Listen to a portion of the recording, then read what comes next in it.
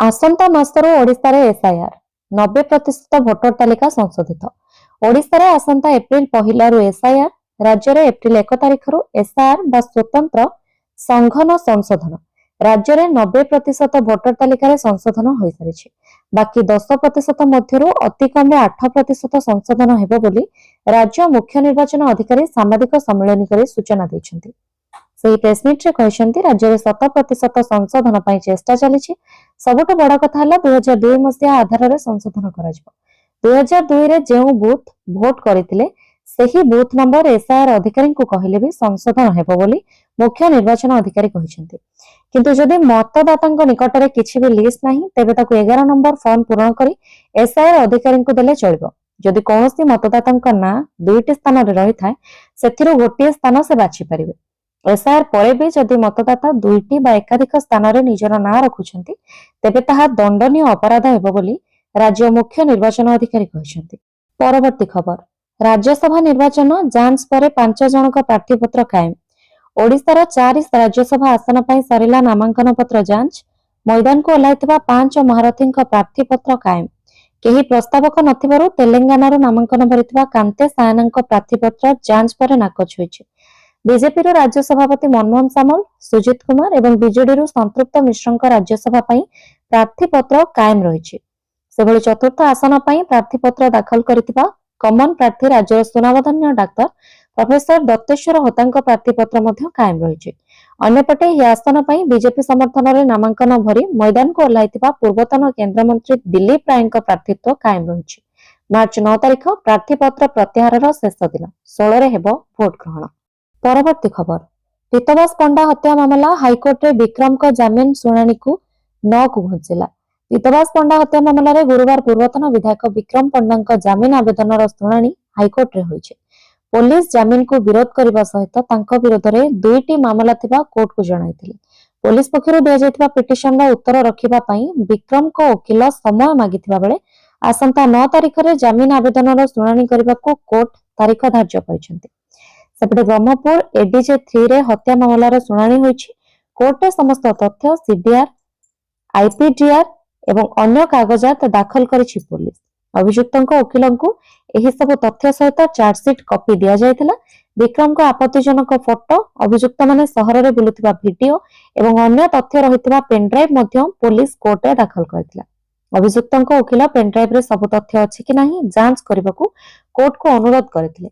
Court संगे संगे से सब जांच करबा बेले अनेक फोल्डर खोली नथिला, एणु अभियुक्तଙ୍କ वकील सही पेनड्राइव फेराई देथिले। आसंता 9 रे पुणी एही मामलार शुणाणी हेबो।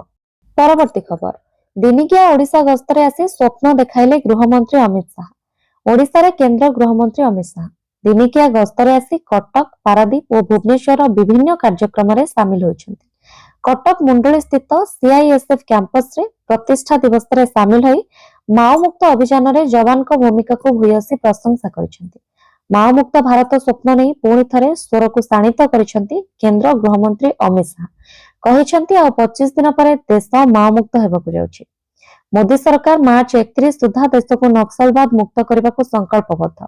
कटक परे जगतसिंहपुर जिला पारादीप को जाई सल्फ्यूरिक एसिड प्लांट को उद्घाटन करिसेंति अमित शाह। ए अवसर रे से कहिसेंति ग्रामीण जीवन को समृद्ध कराजिबो।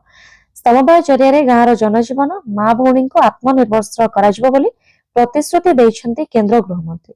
पारादीप कार्यक्रम परे भुवनेश्वर फेरी शाह इन्फो वैली परिसर रे एनएसएफयूसी रो स्थायी एवं अस्थायी परिसर और सीएफएसएल भवन शिलान्यास और भूमि पूजन करिसेंति।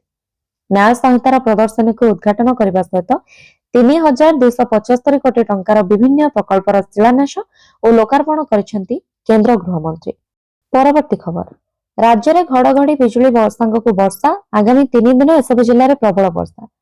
उत्तर उपकूलवर्ती जिला गुड़िक प्रभाव 12टी जिला को येलो अलर्ट। सेपटे प्रबल गुळुगुळी नहीं भी सतर्क कराइछि पाणीपाग विभाग। आज 9 तारिख जाए विभिन्न जिले में वर्षा संभावना। आज उत्तर ओडिशार झारसुगुड़ा, सुंदरगढ़, केन्दुझर, मयूरभंज, बालेश्वर, भद्रक, जाजपुर, केन्द्रापड़ा, कटक, जगतसिंहपुर, खोर्धा, पुरी रे काल बैशाखी वर्षा हेबो। 8 तारिख पई 24 जिला को येलो वार्निंग जारी रहिछि। 9 तारिख रे 6 जिला को येलो वार्निंग। 8 रे अधा ओडिसा रे हेबो वर्षा। सुंदरगढ़, केन्दुझर, मयूरभंज, बालेश्वर रे काल बैशाखी वर्षा नै ऑरेंज अलर्ट दिया जायछि। परवर्ती खबर युद्ध प्रभाव सार संकट आशंका ईरान अमेरिका युद्ध फल सारा विश्व में सार जोगाण बाधाप्राप्त होइछि। अधिक दिन युद्ध लगी रहिले भारत में खरीफ ऋतु में सार जोगाण गुरुतर भाव में बाधाप्राप्त होबार आशंका उपजिछि। विशेषकर पश्चिम एशियार विभिन्न अंचल सार भारत को आसी था किंतु सेठारे एबे अधिकांश सार कारखाना बंद रही। संप्रति भारत में सारर चाहिदा अधिक थिबा बेले सार जोगाण को नहीं एबे अनिश्चितता सृष्टि होइछि। परवर्ती खबर निर्माण सामग्रीर मूल्य निर्धारण नहीं पूर्त मंत्री समीक्षा भित्तिभूमि निर्माण क्षेत्र में गुणयुक्त सामग्री व्यवहार निर्माणर स्थायित्व को वृद्धि करिଥାଏ। अन्यपक्षे विभिन्न निर्माण सामग्रीर सठिक मूल्य निर्धारण कार्यर स्वच्छता एवं कार्य प्रक्रिया को अधिक त्वरित गति आगे नेबारे साहाय्य करिଥାଏ। एहाकु दृष्टि रखी पूर्त आईन और अबकारी मंत्री श्री पृथ्वीराज हरिचंदन अध्यक्षतार निर्माण सामग्रीर मूल्य निर्धारण नहीं एक समीक्षा बैठक अनुष्ठित होइछि। लोकसभा भवन स्थित सम्मेलन कक्ष में अनुष्ठित बैठक में केंद्र सरकार सड़क परिवहन और राजमार्ग मंत्रणालय एवं विभिन्न राज्य में लागू होता निर्माण सामग्रीर मूल्य को तर्जमा करी राज्य में किभली निर्माण सामग्रीर सर्वश्रेष्ठ मूल्य निर्धारण करिहेब सेथिनै आलोचना करथिले। परिवहन खर्च को हिसाब को नहीं बाली गोड़ी इटा ठारू आरंभ करी विभिन्न प्रकार इंडोर एवं आउटडोर सामग्री वैद्युतिक सामग्री फ्री फैब्रिकेटेड सामग्री कोठाबाड़ी रे व्यवहृत सामग्रीर सठिक मूल्य निर्धारण नहीं आलोचना होइथिला। परवर्ती खबर दिलीप राय विजय को नहीं गोकुलानंद दृढ़ोक्ति ओडिशार 4 राज्यसभा आसन पर हेब निर्वाचन मैदान में अछंती 5 योद्धा मनमोहन सुजित संपृक्त दत्तेश्वर एवं दिलीप का प्रार्थीपत्र कायम। चतुर्थ आसन में हेब रोचक लड़ई बीजेडी और कांग्रेस कमन कैंडिडेट दत्तेश्वर होता एवं बीजेपी समर्थित स्वाधीन प्रार्थी दिलीप राय मध्य फाइट। तेज राज्यसभा भोट पूर्व दिलीप का विजय निश्चित बोली कहते मंत्री गोकुलानंद मल्लिक। गोकुलानंद कहते राजनीति एक गहन विषय दिलीप राय सबु दल सहित बहुत भल संपर्क रही सबु दल लोक भल पाँच देखिले दिलीप राय निश्चय विजय लाभ करेंगे। परवर्ती खबर समलेश्वरी मंदिर कैंपस भितर चली मदमांसर आसर लक्षाधिक श्रद्धालु भावावेग सह सांघातिक खेल शताधिक सुरक्षाकर्मी और सीसीटीवी कैमेरा थाई मध्य मंदिर परिसर में चली मद मांस पार्टी हेले कहा पाखरे उत्तर नहीं। सूचना अनुसार गुरुवार सकाळे समलेश्वरी मंदिर परिसर में दीपघर पछपाखरे मद बोतल पड़ता देखा मिली। निकट में एक चुली होता देखा मिली। पारिपार्श्विक स्थिति कहीं असामाजिक मंदिर परिसर में मद मांस रांधि खाई अनुमान तेज मंदिर परिसर में किए मद मांस खाइला ताहाको नहीं प्रश्नवाची सृष्टि होइछि। मंदिर परिसर में शताधिक सुरक्षाकर्मी और सीसीटीवी कैमेरा थाई मध्य एभली घटना केमिति घटला ताहाको नहीं प्रश्न उठिछि। परवर्ती खबर परीक्षा देवाको जिबा बेले युक्त 2 छात्री को हत्या उद्यम दुर्बृत्त फेरार गोप कॉलेज को युक्त 2 परीक्षा देवाको जाउथिबा बेले निछाटिया रास्तार जड़े छात्री को ब्लेड माड़ होइछि। छात्री जनक गुरुतर अवस्था गोप मेडिकल भर्ती होइछन्ति। आक्रमण कारण अस्पष्ट रही। सूचना अनुसार शुक्रवार सकाल 8टार जड़े कॉलेज छात्री साइकेल जोगे गोप कॉलेज को युक्त 2 परीक्षा देवाको जाउथिले। गोप थाना अंतर्गत नागपुर मुगुरिया रास्तार निछाटिया रास्ता देखी केही दुर्बृत्त छात्री को आक्रमण करथिला। छात्री जनक चित्कार करबारु स्थानीय लोके घटनास्थल में पहुंचबारु दुर्बृत्त जनक फेरार हो जायतिला। गुरुतर अवस्था छात्री को उद्धार कर गोप मेडिकल में भर्ती करा जायछि। छात्री बेक और शरीर में आघात लागिथिबा बेले गोप पुलिस तदंत चलाइछि। आक्रमणर कारण अस्पष्ट रही। परवर्ती खबर असुरक्षित बालुखंड और चिलिका वनखंड 4 वर्ष जाइछि 36 मृग और 6 कृष्णसार जीवन। वन्यप्राणी सुरक्षित नुहे पुरी बालुखंड जंगल बा वन्यप्राणी वनखंड। चिलिका वन्यप्राणी वनखंड में अभय नुहंती जंगली प्राणी। अनेक वन्यप्राणी शिकारी शिकार होता बेले अनेक दुर्घटन जीवन जाउछि। अनेक मृत्युर कारण जानी पारुनी वन विभाग। गत 4 वर्षर सरकारी तथ्य परिवेशविद को चिंतार पकाई। तथ्य अनुसार 4 वर्ष 36 मृग और 6 कृष्णसार मृगों जीवन जाइछि। चलित वर्ष जाइछि 6 डॉल्फिन का जीवन। 4 वर्ष 32 डॉल्फिन का मृत्यु होइछि। परवर्ती खबर असुरक्षित राजधानी भुवनेश्वर बीच रास्तार बुलुछि मारणास्त्र। घर बाहर लगुच डर बीच रास्तार बुलुछि खंडा जहाको पारुछंती हाणुछंती दुर्बृत्त। राजधानी छाती उपर अपराधी बेधड़क भावे गोटे पर गोटे अपराध घटाई चली बेले पुलिस जेपरी नाचार हो बसी। जड़े मिठा दोकानी को खंडारे हाणी हत्या उद्यम होइछि। 3 दुर्बृत्त बाइक रे आसी मिठा व्यवसायी दिलीप बेहरा को हाणिछंती। एसत दोकान रे पसी भंगारुजा करछंती। रक्त चुड़बुड़ अवस्था मिठा दोकानी को प्रथमे कैपिटाल हॉस्पिटल में भर्ती करा जायतिला। ପରେ ଏକ ଘରୋଇ ହସ୍ପିଟାଲକୁ ସ୍ଥାନାନ୍ତର କରାଯାଇଛି। ସାମାନ୍ୟ ବଚସାକୁ ନେଇ ଏ ଆକ୍ରମଣ ହୋଇଥିବା ଜଣାପଡ଼ିଛି। ଜନଗହଳିପୂର୍ଣ୍ଣ ସ୍ଥାନରେ ଏଭଳି ଆକ୍ରମଣ ପରେ ସ୍ଥାନୀୟ ବାସିନ୍ଦା ଆତଙ୍କିତ ହୋଇପଡ଼ିଛନ୍ତି। ପୋଲିସ ଘଟଣାର ଛାନଭିନ ଚଳାଇଥିଲେ ମଧ୍ୟ ଅଭିଯୁକ୍ତଙ୍କ ଟେର ପାଇପାରିନି। ପରବର୍ତ୍ତୀ ଖବର, 100 ଘଣ୍ଟାର ଯୁଦ୍ଧ, 31,000 କୋଟିର ଖର୍ଚ୍ଚ, ଆମେରିକା ପାଇଁ ମହଙ୍ଗା ପଡୁଛି ଇରାନ ସହ ମହାସମର। ମାର୍ଚ୍ଚ 6 ତାରିଖ ଶୁକ୍ରବାର ଆମେରିକା, ଇସ୍ରାଏଲ ଓ ଇରାନ ମଧ୍ୟରେ ଆରମ୍ଭ ହୋଇଥିବା ଯୁଦ୍ଧକୁ ସପ୍ତାହେ ପୂରିଛି।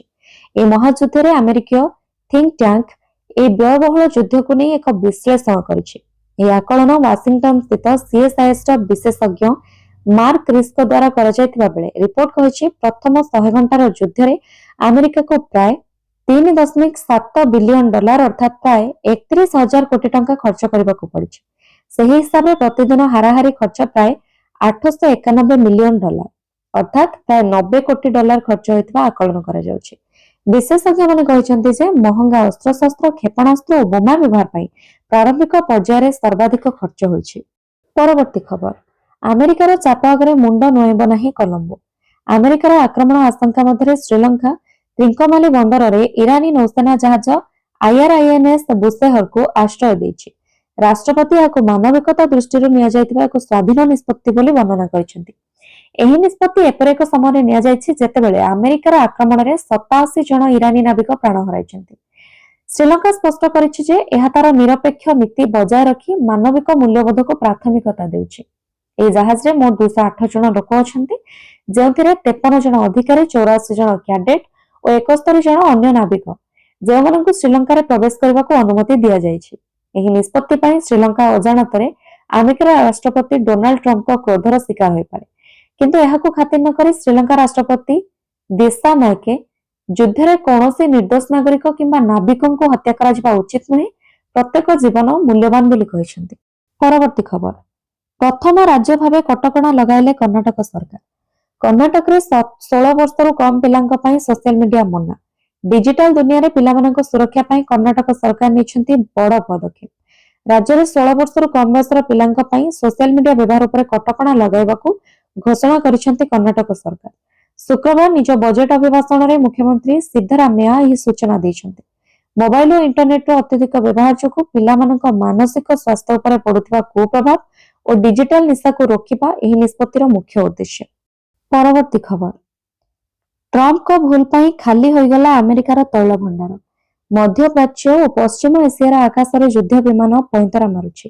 ଆମେରିକା ଓ ଇସ୍ରାଏଲ ମିଳିତ ଭାବେ ଇରାନ ଉପରେ ଆକ୍ରମଣ କରିବା ଏବେ ଖୋଦ୍ ଆମେରିକା ଉପରେ ଭାରି ପଡୁଛି। ଆମେରିକାର ରାଷ୍ଟ୍ରପତି ଡୋନାଲ୍ଡ ଟ୍ରମ୍ପଙ୍କ ଗୋଟିଏ ଭୁଲ ରଣନୀତି ଆଜି ନିଜ ଗଳାରେ ଛନ୍ଦି ହୋଇଛି। ବିଶେଷଜ୍ଞଙ୍କ କହିବା କଥା, ଆମେରିକା ନିଜ ଦେଶର ଷ୍ଟ୍ରାଟେଜିକ ପେଟ୍ରୋଲିୟମ ରିଜର୍ଭ କରିବାର ଯେଉଁ ସୁଯୋଗ ଥିଲା ତାହାକୁ ହାତଛଡ଼ା କରିଛି।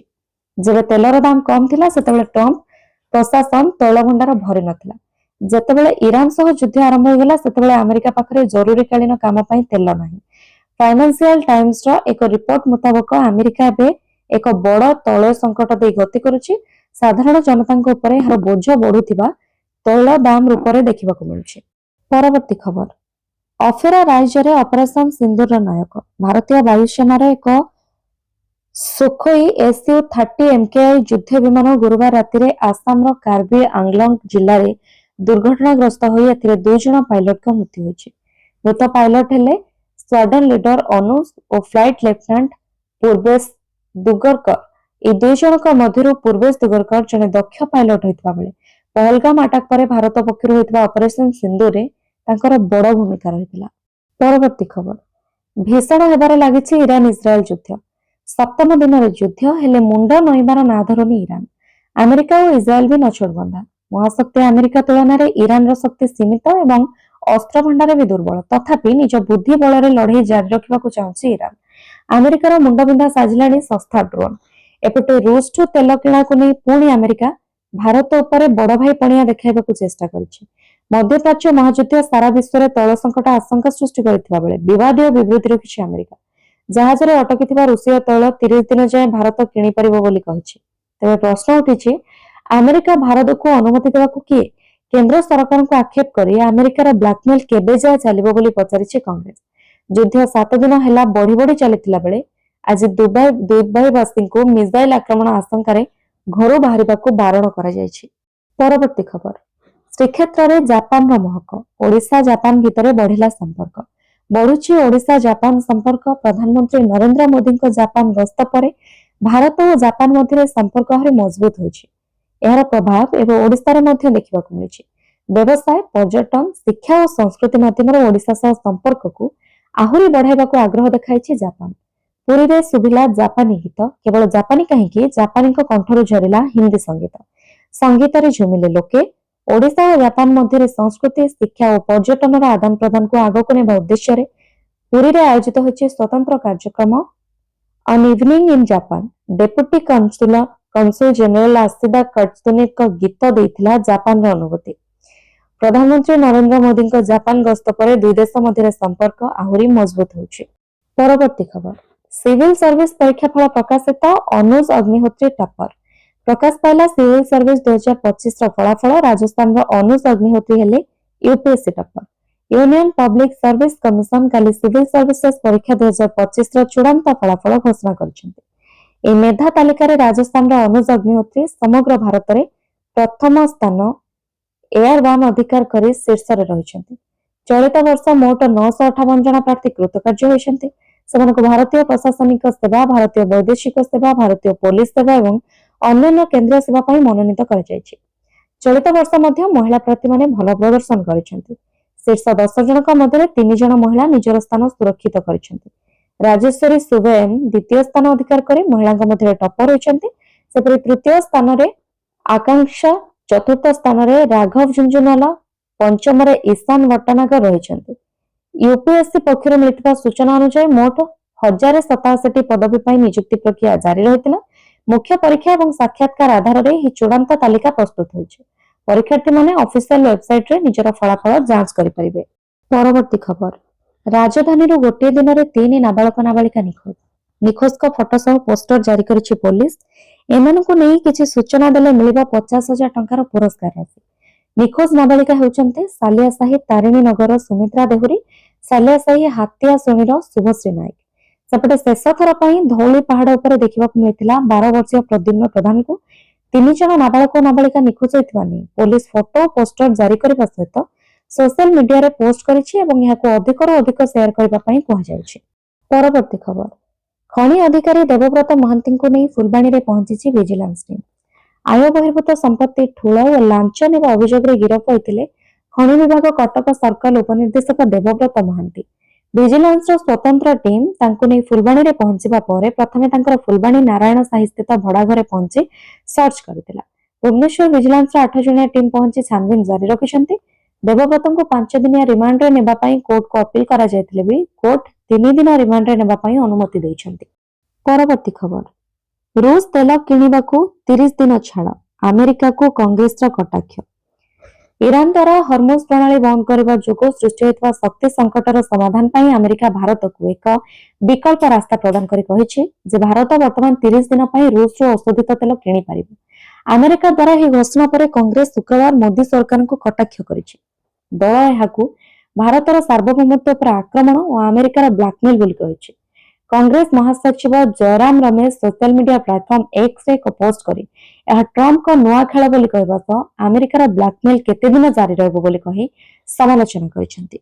ପରବର୍ତ୍ତୀ ଖବର, ରାତି ଅଧରେ ବିଦ୍ୟାଳୟରୁ ଚାଉଳ ଚୋରା ଚାଲାଣ ଉଦ୍ୟମ, ହଠାତ୍ ପହଞ୍ଚିଗଲେ ଲୋକେ। କଳାହାଣ୍ଡି ଜିଲ୍ଲା ଲାଞ୍ଜିଗଡ଼ ବ୍ଲକରେ ଦିନକୁ ଦିନ ଆବାସିକ ବିଦ୍ୟାଳୟ ଗୁଡିକରେ ଚାଉଳ ଚୋରା ଚାଲାଣ ହେଉଥିବା ଖବର ପ୍ରକାଶିତ ହେଉଥିବା ବେଳେ ପୁଣି ବିଜେପୁର ସରକାରୀ ଉଚ୍ଚ ବିଦ୍ୟାଳୟଠାରେ ସୋମବାର ବିଳମ୍ବିତ ରାତ୍ରିରେ 2 କ୍ୱିଣ୍ଟାଲ ଚାଉଳ ଚୋରି କରିବା ଉଦ୍ୟମ ବେଳେ ସ୍ଥାନୀୟ ଲୋକେ ହଠାତ୍ ଜମା ହୋଇଯିବାରୁ ଉଦ୍ୟମକାରୀ ଘଟଣାସ୍ଥଳରୁ ଫେରାର ହୋଇଥିବା ଜଣାପଡ଼ିଛି। ସରକାର ଆବାସିକ ବିଦ୍ୟାଳୟଗୁଡ଼ିକରେ ଉନ୍ନତମାନର ଶିକ୍ଷା ସମେତ ପିଲାଙ୍କ ରହିବା ଖାଇବାର ସମସ୍ତ ପ୍ରକାର ବ୍ୟବସ୍ଥା କରିଥିବା ବେଳେ ସ୍କୁଲ ଦାୟିତ୍ୱରେ ଥିବା ଶିକ୍ଷକ ଓ କର୍ମଚାରୀମାନେ ଉଚ୍ଚ କର୍ତ୍ତୃପକ୍ଷଙ୍କ ଆଖିରେ ଧୂଳି ମାରିଲା ଭଳି ଘୃଣ୍ୟ କାମ କରିବାକୁ ପଛାଉନାହାନ୍ତି। ଗରିବ, ଆଦିବାସୀ ଓ ଅନୁସୂଚିତ ଜାତିର ଛାତ୍ରଛାତ୍ରୀଙ୍କ ଖାଇବା ବାବଦକୁ ଆସିଥିବା ଚାଉଳକୁ ରାତି ଅଧିଆ ବିକିବାକୁ ପ୍ରୟାସ କରି ହଟହଟା ହେଉଛନ୍ତି। ପରବର୍ତ୍ତୀ ଖବର, ମଧ୍ୟପ୍ରାଚ୍ୟ ଯୁଦ୍ଧକୁ ନେଇ ଚିନ୍ତା ପ୍ରକଟ କଲେ ରାଜନାଥ। ମଧ୍ୟପ୍ରାଚ୍ୟ ଯୁଦ୍ଧକୁ ନେଇ ପ୍ରତିରକ୍ଷା ମନ୍ତ୍ରୀ ରାଜନାଥ ସିଂ ଶୁକ୍ରବାର ଚିନ୍ତା ପ୍ରକଟ କରିଛନ୍ତି। ଯୁଦ୍ଧ ପାଇଁ ଦେଶର ଅର୍ଥନୈତିକ ପ୍ରଭାବ ପଡ଼ିବା ନେଇ ଚେତାବନୀ ଦେଇଛନ୍ତି। ପର୍ସିଆନ ଗଲ୍ଫ ଅଞ୍ଚଳ ବିଶ୍ୱର ଶକ୍ତି ସୁରକ୍ଷା ପାଇଁ ଅତ୍ୟନ୍ତ ଗୁରୁତ୍ୱପୂର୍ଣ୍ଣ। ଏହି ଅଞ୍ଚଳରେ ବ୍ୟାଘାତ ହେଲେ ତେଲ ଓ ଗ୍ୟାସ ଯୋଗାଣରେ ପ୍ରଭାବ ପଡ଼ିବ। ଯାହା ଅର୍ଥନୀତି ଏବଂ ବିଶ୍ୱ ବାଣିଜ୍ୟକୁ ପ୍ରଭାବିତ କରିବ ବୋଲି ପ୍ରତିରକ୍ଷା ମନ୍ତ୍ରୀ ରାଜନାଥ କହିଛନ୍ତି। ଇସଲାମିକ ସାଧାରଣତନ୍ତ୍ର ଇରାନ ବିରୁଦ୍ଧରେ ଆମେରିକା ଓ ଇସ୍ରାଏଲର ଘମାଘୋଟ ଯୁଦ୍ଧ ଦିନକୁ ଦିନ ପରିସ୍ଥିତିକୁ ଜଟିଳ କରୁଛି। ଯୁଦ୍ଧ ଜାରି ରହିଲେ ଭବିଷ୍ୟତରେ ଏହା ଆହୁରି ପ୍ରଭାବ ପକାଇବ ବୋଲି ବୁଦ୍ଧିଜୀବୀମାନେ ମତ ପ୍ରକାଶ କରିଛନ୍ତି। ଏପରିକି ଯୁଦ୍ଧ ବର୍ତ୍ତମାନ ମଧ୍ୟପ୍ରାଚ୍ୟରେ ସୀମିତ ନ ରହି ଅନ୍ୟ ଭୂଖଣ୍ଡକୁ ବ୍ୟାପିବା ଆରମ୍ଭ ହୋଇଛି। ବୁଧବାର ଭାରତୀୟମାନେ ହୋଲି ଖେଳିବାରେ ବ୍ୟସ୍ତ ଥିବା ବେଳେ ଭାରତ ମହାସାଗରରେ ଆମେରିକା ନୌସେନା ପକ୍ଷରୁ ଇରାନର ଏକ ଯୁଦ୍ଧ ଜାହାଜକୁ ଆକ୍ରମଣ କରାଯାଇଛି।